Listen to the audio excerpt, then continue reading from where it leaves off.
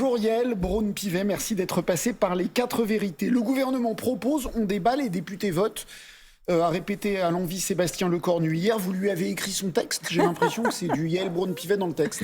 Écoutez, donc ça me réjouit parce qu'effectivement, moi, ça fait des années que je plaide pour que l'Assemblée nationale retrouve pleinement sa place, que les députés puissent s'exprimer, avoir de réels débats et voter. Donc oui, effectivement, moi, je ne peux, en tant que présidente de l'Assemblée nationale et en tant que citoyenne aussi, que me réjouir que enfin l'Assemblée nationale soit à nouveau le centre de notre vie démocratique, de notre vie politique et le centre du débat.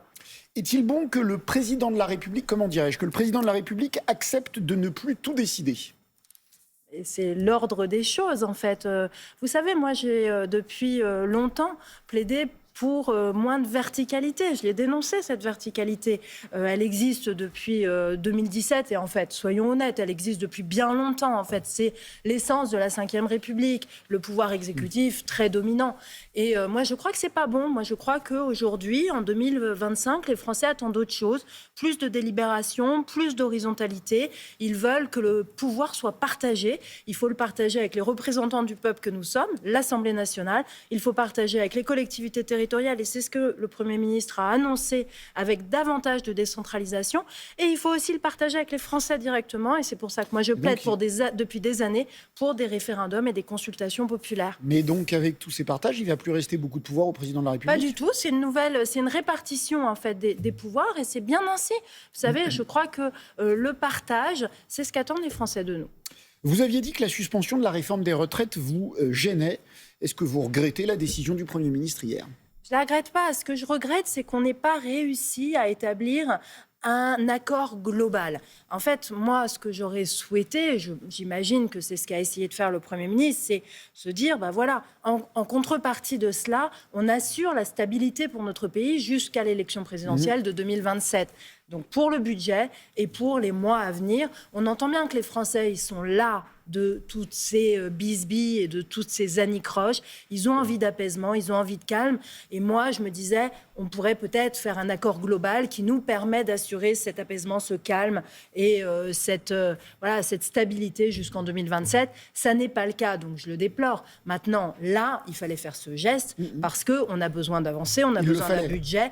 On n'avait pas le choix. Et on voit aussi, et il faut le constater, il faut qu'on s'interroge là-dessus, sur le fait qu'on voit bien qu'une réforme, quand elle n'est pas bien délibérée, quand elle n'est pas bien votée, ne passe pas. Et il faut en tirer les conséquences aussi sur la délibération qu'on doit avoir sur des sujets majeurs qui concernent tous les Français. Ce qui veut dire que j'imagine que vous êtes d'accord avec la décision prise par le Premier ministre hier de ne pas avoir recours au 49.3.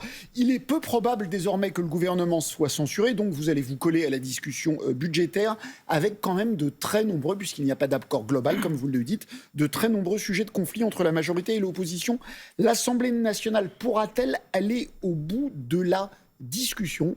Est-ce que vous demandez aux uns et aux autres d'être économes en amendements ? Alors, c'est une des voies. Il faut effectivement, maintenant que la balle est dans le camp de l'Assemblée nationale, que le Premier ministre a dit « je ne contraindrai pas le vote par l'utilisation du 49.3 », il faut qu'on en tire nous-mêmes les conséquences, c'est-à-dire qu'on puisse être responsable et avoir un débat correct. Moi, je me suis replongée dans le nombre d'amendements, justement, et c'est intéressant. 7468 l'année dernière. Mais en 2017, alors j'ai les chiffres, en 3144 en 2018, 3144, on a doublé. Et pour le PLFSS, on a quasiment triplé. Et je n'ai pas le sentiment qu'en 2017, on débattait moins. Donc, qu'est-ce que vous demandez ? Moi, je demande au groupe d'être économe. À ce que chaque groupe soit... Alors, c'est pas économe, parce que vous savez, le droit d'amendement, c'est quand même un droit qui est fondamental pour un parlementaire. Mais en tout cas, il faut absolument qu'on arrive à cadrer correctement les débats pour qu'on puisse aller au bout et aller au vote. Ça serait quand même assez abracadabrantesque qu'on ne puisse pas aller au vote de notre fait. Je comprends très bien que vous ayez du mal à le dire comme ça, mais ce que vous demandez, c'est ça. Vous dites au groupe, soyez prudents, ne déposez pas trop d'amendements pour qu'on puisse aller au bout. Après, ils peuvent les retirer, etc. Donc ça va être la gestion des débats. On a quand même quasiment 2 mois et demi de débats, donc on va voir comment tout cela se déroule. Il y a des sujets qui sont fondamentaux, il faudra prendre le temps de les traiter. On voit bien les taxes sur le haut patrimoine, la fiscalité, etc. C'est des sujets majeurs.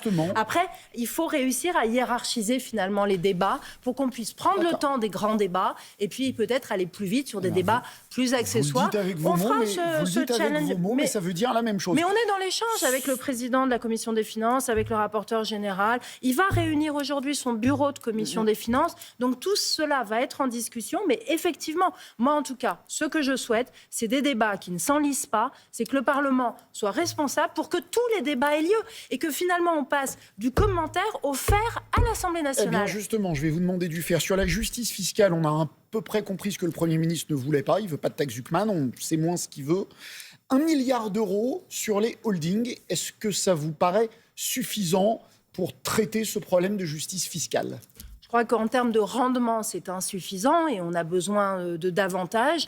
La question de la fiscalité sur les holdings, elle est fondamentale et on l'entend de tous les côtés. On voit bien qu'il y a trop d'opportunisme, qu'il y a trop de facilité pour les détenteurs de gros capital à s'évader. La taxe telle qu'elle est dans le budget est insuffisante. Pour moi, elle est à ce jour insuffisante. Les Français ont besoin d'équité fiscale, ils ont besoin de savoir que l'effort est vraiment, réellement, justement partagé. Donc il faudra probablement aller plus loin, mais c'est justement l'intérêt. Il faudra une taxe qui rapporte combien à peu près? Alors, j'ai pas de chiffres à vous donner aujourd'hui, mais je pense en tout cas que le rendement d'1 milliard est insuffisant, oui.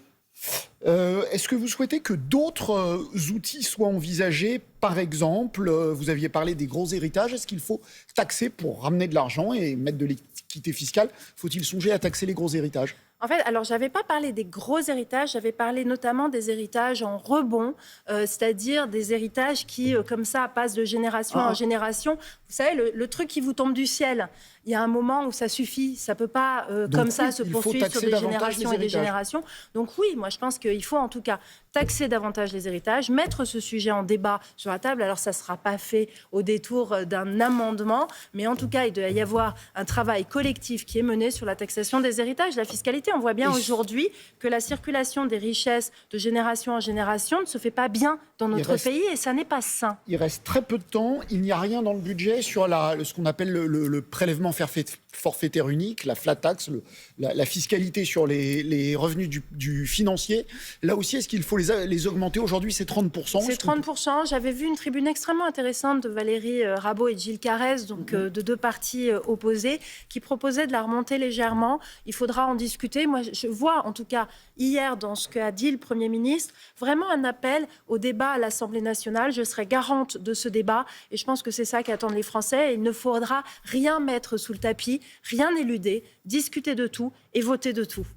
Yaël Braun-Pivet, présidente de l'Assemblée nationale, qui veut plus d'équité fiscale, était l'invitée des 4 vérités. Bonne journée à tous.